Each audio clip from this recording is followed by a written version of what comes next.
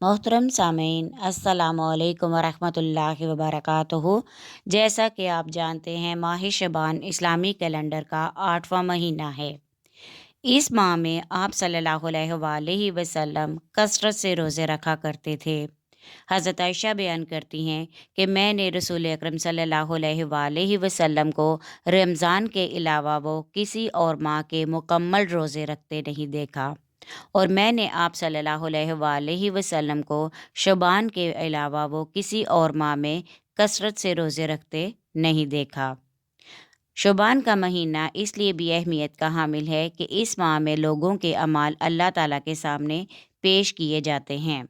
हज़रत उसामा बिन ज़ैद रज़ी अल्लाह ताला अन्हु बयान फरमाते हैं, मैंने कहा, ए अल्लाह के रसूल सल्लल्लाहु अलैहि वसल्लम, मैंने आप सल्लल्लाहु अलैहि वसल्लम को शबान के अलावा वो किसी महीने के इतने रोज़े रखते हुए नहीं देखा। आप सल्लल्लाहु अलैहि वसल्लम ने फरमाया, रजब और रमज़ान के दरमियान ये वो महीना है जिसकी फ़जीलत से लोग गाफिल हैं।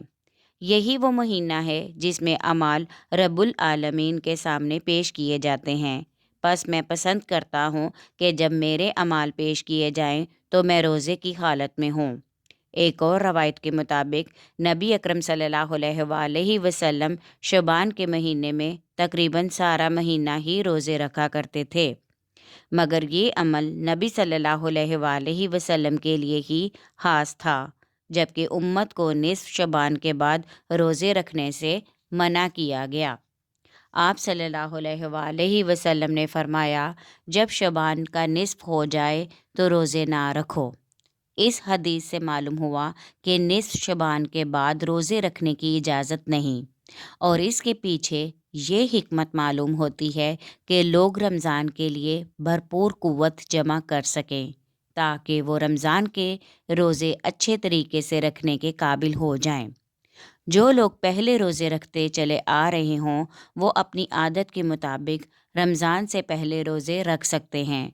मसलन, अगर कोई शख्स सोमवार और जुमेरात का रोज़ा रखता है, या हर माह अय्याम बेज़ चाँद की 13, 14, 15 के रोज़े रखता है, तो वो ये रोज़े रख सकता है। इसके साथ ही हमें इस बारे में भी मुतनब्बा रहना चाहिए कि अगर किसी के ज़िम्मा रमज़ान के रोज़े बाकी हों, तो उसे आने वाले रमज़ान से कबल रख लेने चाहिए।